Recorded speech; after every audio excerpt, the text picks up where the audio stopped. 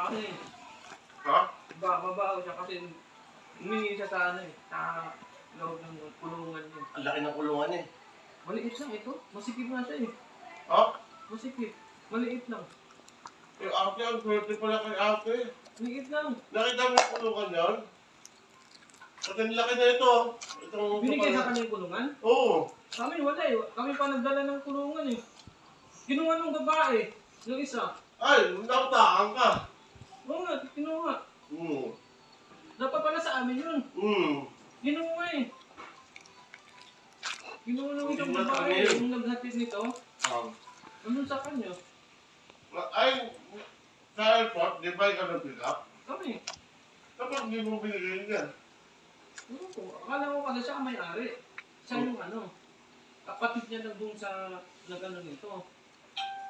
Yung communication na. Si ate? Yung sa babae. Mayaman yun. Yung mataba na babae. Oo.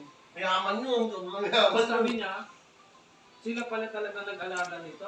Kasi nung, ito daw kasi, na ano na siya, pag-alagala na lang sa ano, sa kalsada. Tapos kung ano-ano na lang pala kinakain ito, mga basura.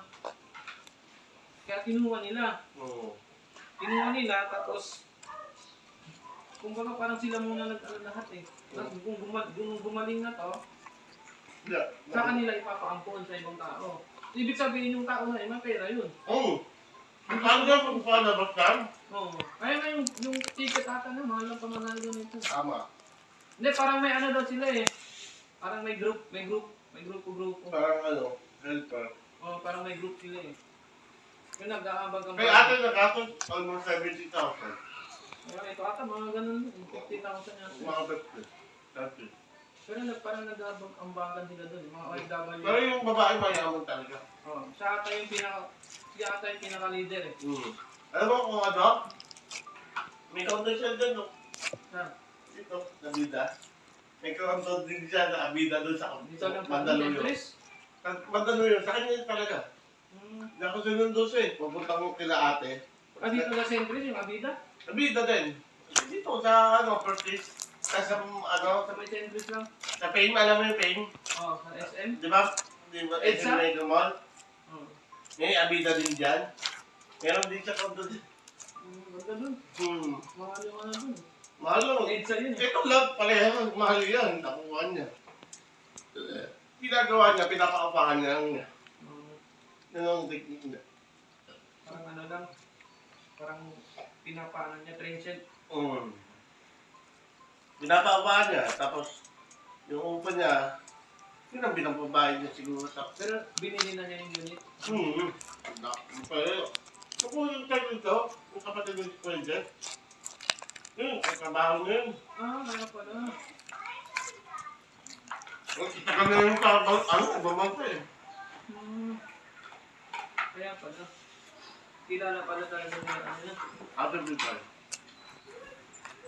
Kaya pagpunta sa ano? Sa... Hindi nga na ano to eh, hindi nga tumatahon to eh. Pero pag may nakakita siya ng mga pusa, mga ibang aso, tumatahon siya. Oo, pero dito sa loob hindi eh. Never ko pa narinig ka tumatahon. Hindi pa narinig, gusto mo nga marinig eh. Pero pag nakakita siya ng mga pusa dyan sa labas, hinahabol niya eh. Narinig mo yung tumal? Oo, ang lakas na eh. Wag. Matapang din pala eh. Ready? Pero dito sa loob, never ko siya. Ako, tag-init na. Kawawa ka ba dito? Nakakalaman mo yun. Ano siya eh. Ha? Sobrang ano talaga nito. Ang ganda ng ugali nito eh. Lambing. Pero minsan lang kasi matigas ang ulo niya. Oo, matigas Pag na. ayaw niya talaga kumain niya talaga sa mga. Kalambing sobre. Ang busy na naman ito doon si Lucia. Ang alas 11 lang yan. Nagmamadali nga ako pumunta dito dahil mamaya alis kayo eh. Pala nasundo nyo na pala.